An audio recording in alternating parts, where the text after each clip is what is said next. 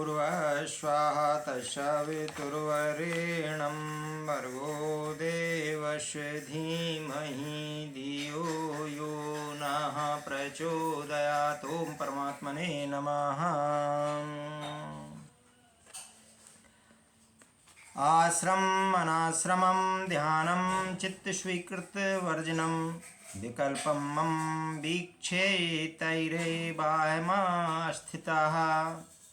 आश्रम अनाश्रमम वर्णाश्रमों से संबंधित यथार्थ को, ध्यानम ध्यान को, चित्त स्वीकृति वर्जनम चित्त द्वारा स्वीकृत विषयों का त्याग, विकल्पम विकल्पों को, मम अपने मेरे, वीक्ष देखता हुआ, एतये इनसे, एव ही अहम मैं,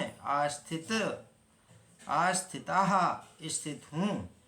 ब्रह्मचर्य, गृहस्थ, वानप्रस्थ एवं संन्यास आदि आश्रमों के कर्तव्यों तथा अकर्तव्यों को जानने वाला, ध्यान में स्थित होकर स्वयं को सभी विषयों में सिकोड़ लेने की योग रूप साधना, विचारों द्वारा, मन के द्वारा स्वीकार किए गए विषयों के त्याग करने की साधना से अपने अंदर उठने वाले विकल्पों को देखता हुआ मैं स्थित हूँ।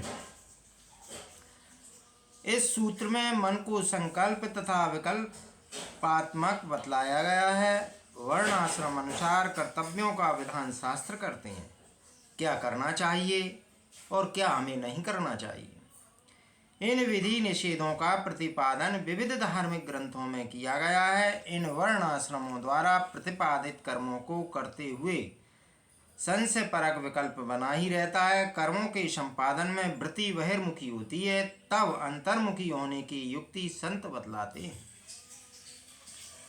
अंतःकरण की वृत्तियों पर नियंत्रित करके वृत्ति को टिकाना ही ध्यान का अभ्यास होता है। ध्यान को कितना भी टिकाने का प्रयास करो, वह टिकता नहीं है, क्योंकि भांति भांति के विषयों की तरफ वृत्तियां भागती हैं। तब महर्षि अष्टावक्र कहते हैं कि चित्त ने जिन विषय भोगों को पकड़ रखा है उनका परित्याग कर दो। आत्मस्वरूप में स्थित होने हेतु प्रमुख रूप से ये 3 उपाय हैं। जनक कहते हैं कि उन्होंने इन तीनों को भली भांति जांच परख लिया है, इसलिए जनक स्वयं स्वरूप को जानकर उनकी अनुभूति करते हुए वहाँ स्थित है जहाँ किसी प्रकार की कोई भावना नहीं होती। इस सूत्र में वीक्ष इस शब्द का उल्लेख दृष्टा दर्शक के रूप में किया जा सकता है। इसका तात्पर्य अनुभव भी हो सकता है, यह साधन भी है और अवस्था भी है।